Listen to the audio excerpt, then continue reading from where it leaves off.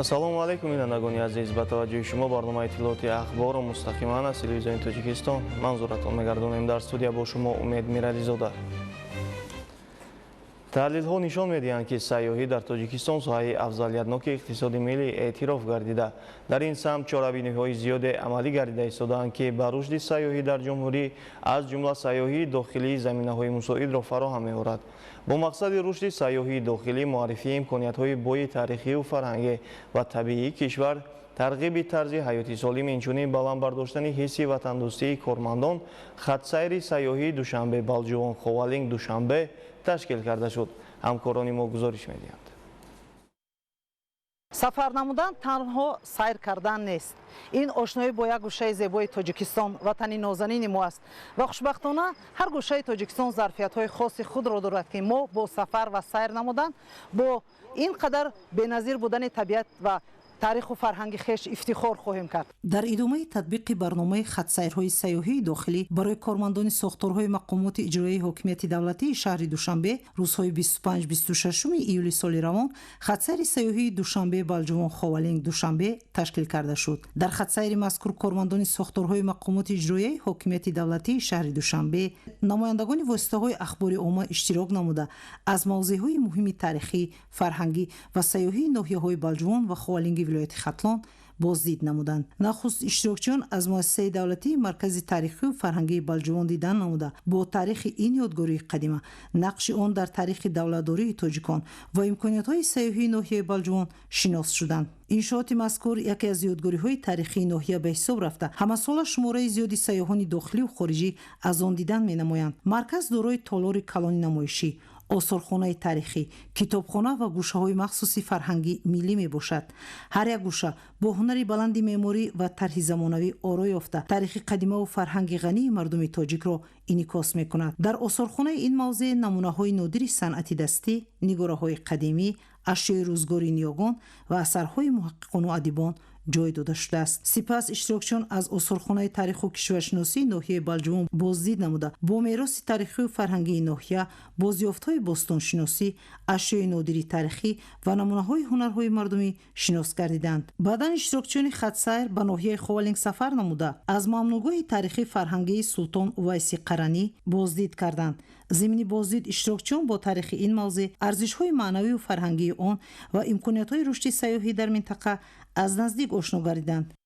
шоми рӯзи аввал барои иштирокчиён чорабиниҳои фарҳангиву фароғатӣ ташкил гардида, баъдан филми ҳунарии марди аз сарнавиштро ба таври дастаҷамӣ тамошо намуданд. рӯзи дуюми хатсайр бахшида ба 35-солагии истиқлоли давлатии ҷумҳурии Тоҷикистон ҳамоиши маърифатӣ баргузор гардид.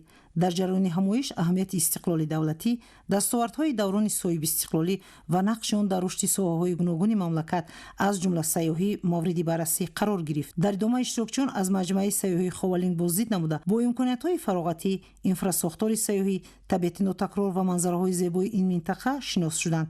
ҳамчунин ба онҳо иқтидори рушди сайёҳии таърихӣ, фарҳангӣ ва экологӣ дар ноҳияи Ховалинг муаррифӣ гардид. дар идома иштирокчиён дар деҳоти ба номи Ғаффор Мирзои ноҳияи Ховалинг аз деҳкадаи сайёҳӣ, ки яке аз мавзеъҳои навбунёди сайёҳӣ ва тамошои фароғатӣ ба ҳисоб меравад, боздид намуданд.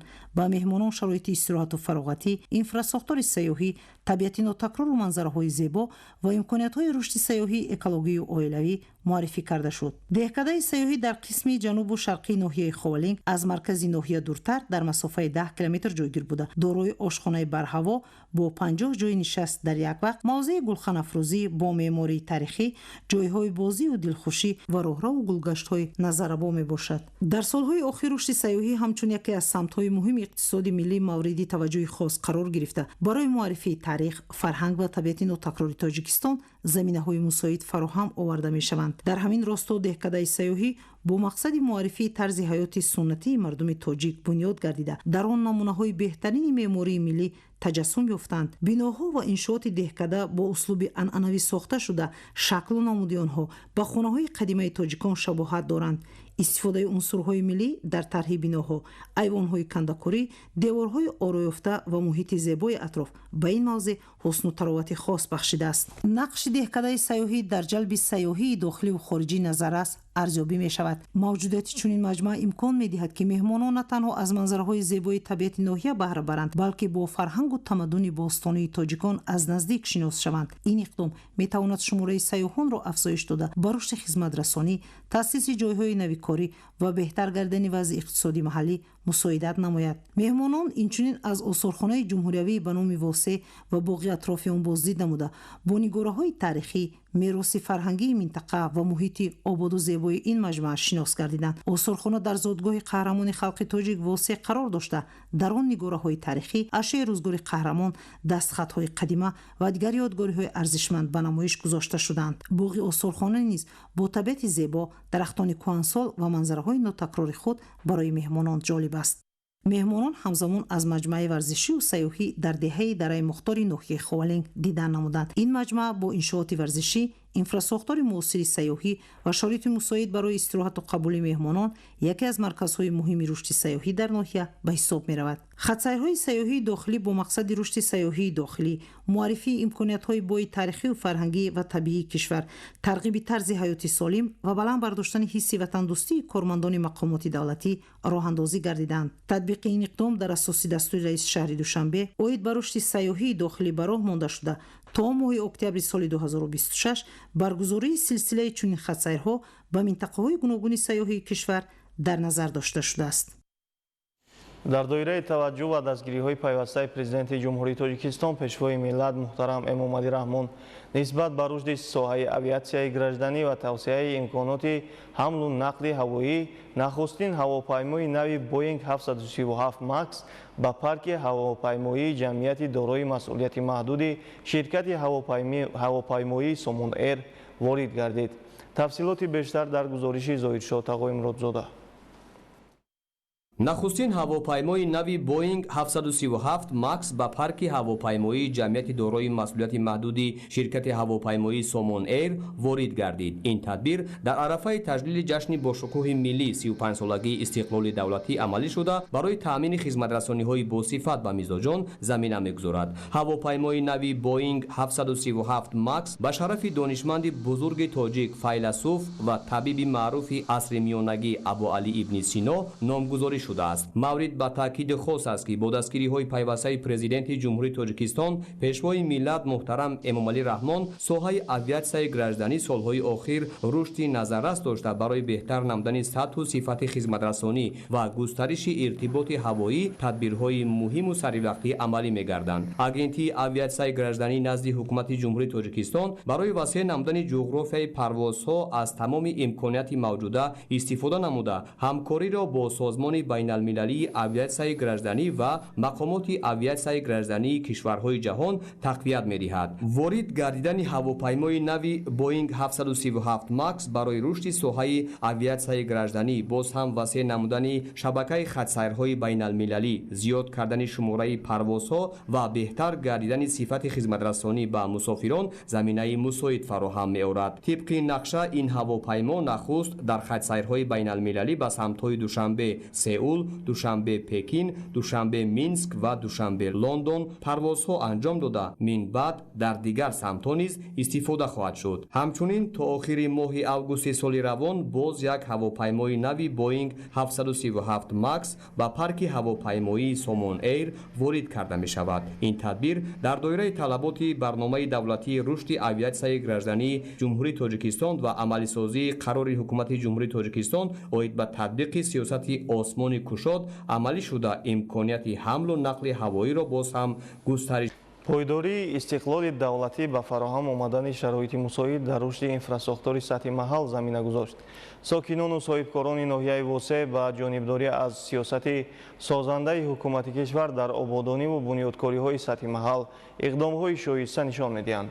چون این اقدام را ساکنان دهه نوآبادی جماعت دهاتی توگرک ناحیه ادامه بخشیده راه‌های محلی را نوسازی کرده ایستادند.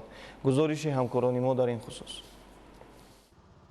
این صحنه میدان سازندگی و آبادکاری است. در دهه نوآبادی جماعت دهات توگرک ناحیه واسه کارهای تجدید و نوسازی راههای ماشینگرد با استفاده از تکنیک‌های ساحوی و اشتراک فعال ساکنان با مرام ادامه دارد. روند کارهای راهسازی روز از روز سرعت بیشتر گرفته از اتحاد و همبستگی و عزم و اراده قوی ساکنان دهه نوآباد درک می‌دهد. ин ҳама гувоҳи он аст ки бо ваҳдату муттаҳидӣ, меҳнати ҳалол ва муҳаббат ба ватан метавон ҳар мушкилеро осон ва ҳар гӯшаи диёрро боз ҳам ободу зебо гардонд. ба муносибати истиқбол аз ҷашни бузургу муқаддаси миллӣ 35-солагии истиқлоли давлатӣ бо саҳму ташаббуси сокинони маҳаллӣ мунфаршнамоии роҳҳои мошингарди ҳудуди деҳа нақшагузорӣ шуда, айни замон марҳилаи аввали корҳои амалӣ дар ин самт оғоз гардида бо вусъат ҷараён дорад.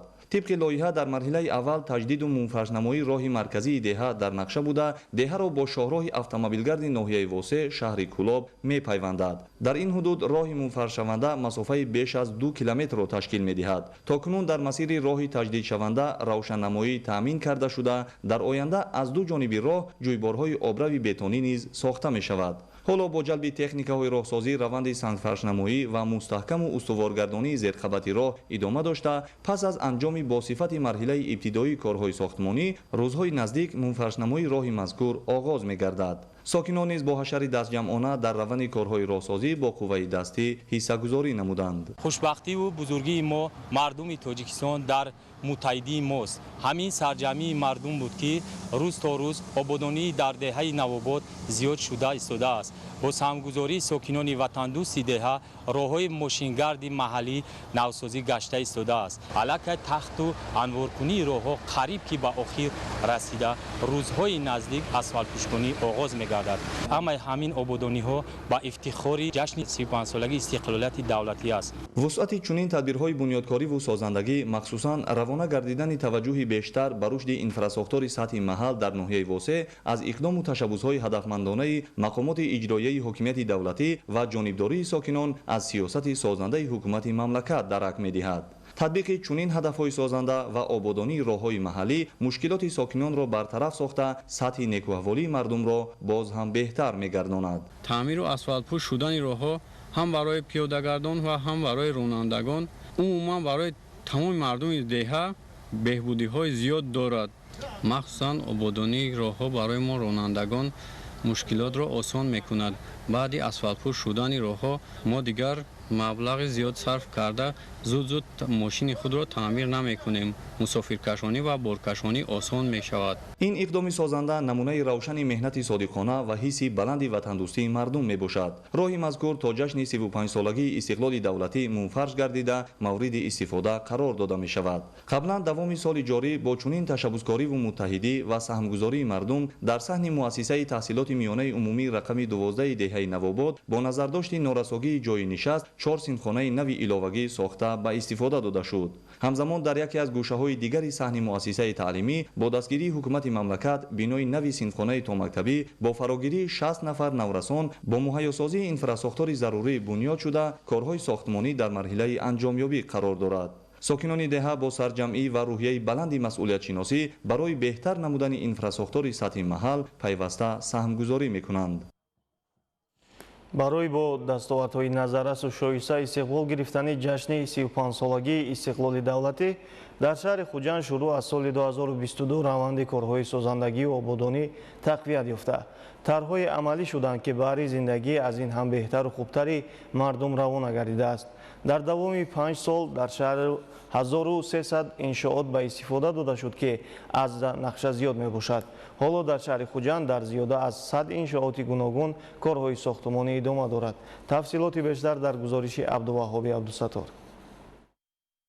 با مناسبت جشن 35 سالگی استقلال دولتی جمهوری تاجیکستان در مرکز ولایت سوخت شهر خوجند کارهای آبادانی و سازندگی از جمله بنیاد انشاءات گوناگون با مرام ادامه داشته عزم همگان به آن روانه شده است که این رویداد تاریخی با دستاوردهای نظررس استقبال گرفته شود. در شهر برابر بنیاد ده‌ها انشاءات استحصالی و اجتماعی تدبیرهای مکمل نمودن اینفراساختور کمونالی هم سری وقت عملی کرده می شوند. سال 2025 در ادامه تدبیرهای سازندگی و آبادانی در محله‌های 14 و 15 شهر بنیاد خط نوی تشناب عملی کرده شد. ҳоло бошад корҳо дар хиёбони ба номи раҳмон набиёв идома дорад. ин тадбири муҳим дар ҳоле амалӣ карда мешавад ки дар хиёбони номбурда ва дигар маҳаллаҳои шаҳри Хуҷанд сохтмони биноҳои баландошиёнаи истиқоматӣ ва дигар иншооти ҳаётан муҳим дар авҷ аст. сохтмони хатти ташноб бо дастгирии мақомоти маҳал ва соҳибкорони ҳимматбаланд аз ҷониби корхонаи воҳиди давлатии коммуналии Хуҷанд обу канал бо ҷалби ширкатҳои ватанӣ ва истифодаи техникаю механизми зарурӣ амалӣ карда мешавад. то ин замон дар шаҳр наздики 5 километр қубурҳои хатти ташноб пурра иваз карда шудааст. бо дастгирӣ ва сифоришҳои ҳукумати ҷумҳурии Тоҷикистон дар шаҳри Хуҷанд хатти ташнобро аз нав карда истодаем ки ҳозир дар кӯчаи Раҳмон Набиёв бо дарозии 2200 метр корро иҷро карда шуда истодааст ки то имрӯз 1800 метрашро ба итмом расондем. хеле ки дар кӯчаи Раҳмон Набиёв то ҳамин рӯза қубури қутураш 300 мм буд. ҳоло дар ҳамин рӯзҳо аз сабаби бунёди биноҳои баландошиёна қутураш 800 мм насб карда истодаем. пас аз иҷрои корҳо дар хиёбони ба номи Раҳмон Набиёв дар дигар маҳаллаҳои соҳили рости дарёи Сир низ иваз намудани қубурҳои хатти ташноб оғоз мешавад. лоиҳаи иваз намудани қубурҳои хатти ташноб омода буда, ба гуфти масъулон ин тадбир дар соли 2027 бо дастгирии шарикони рушд мавриди амал қарор мегирад.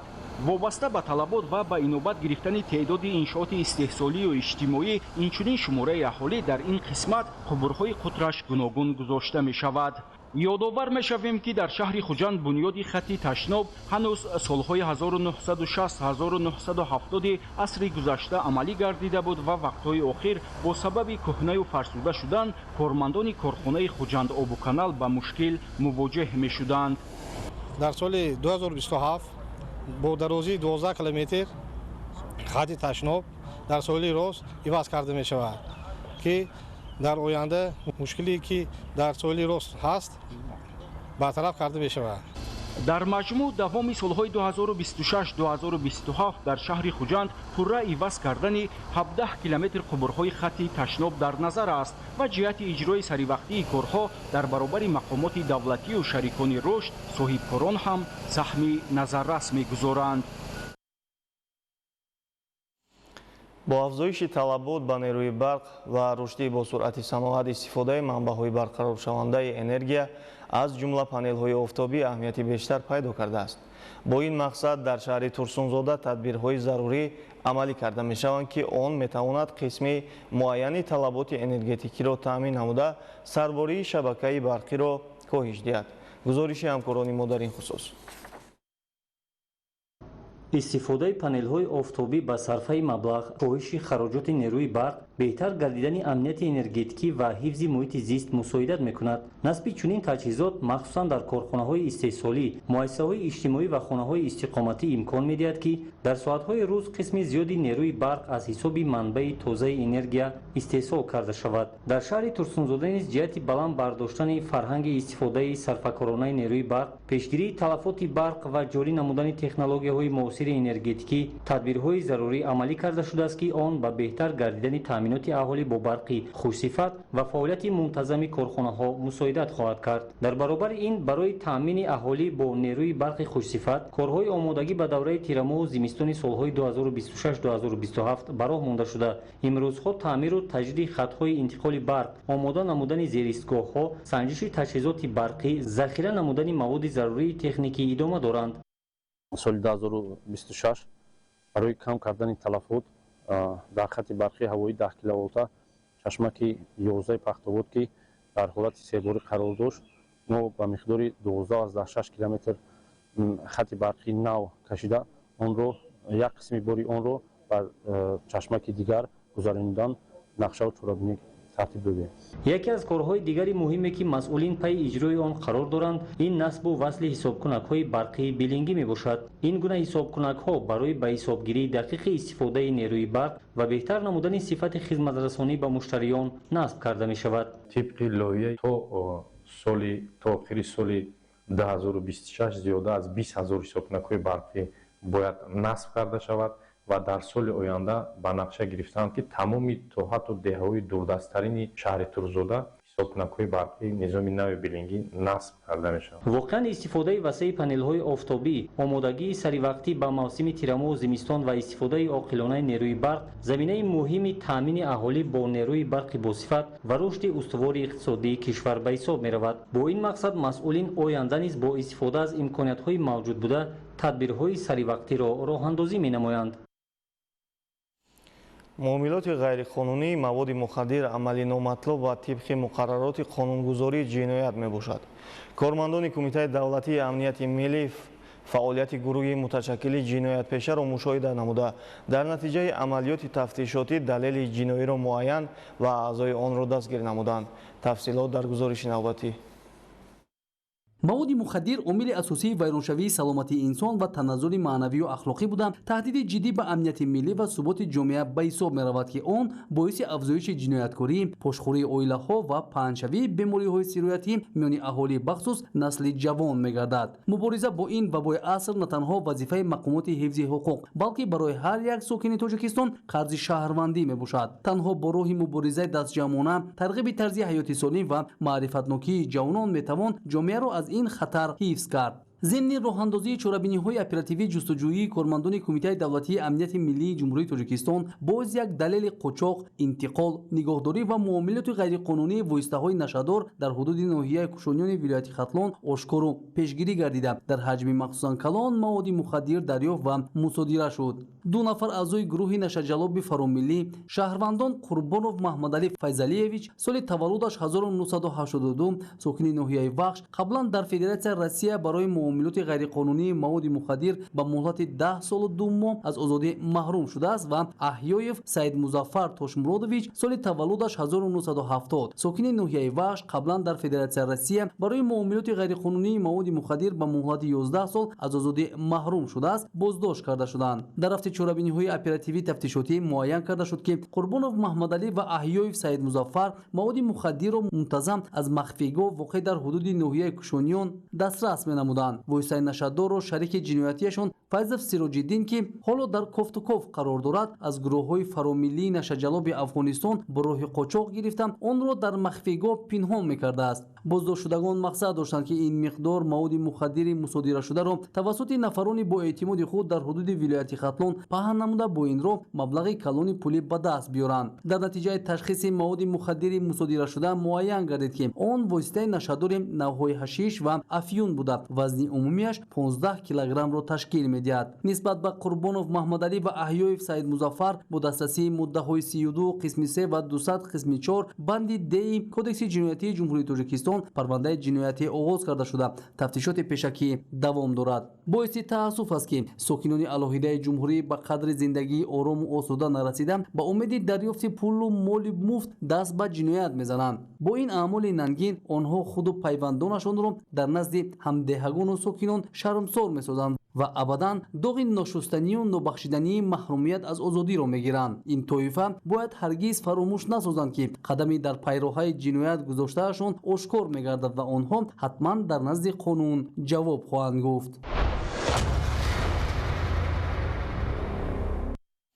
بینندگان عزیز در همینجا برنامه اطلاعاتی اخبار با پایان میرسد. خیر.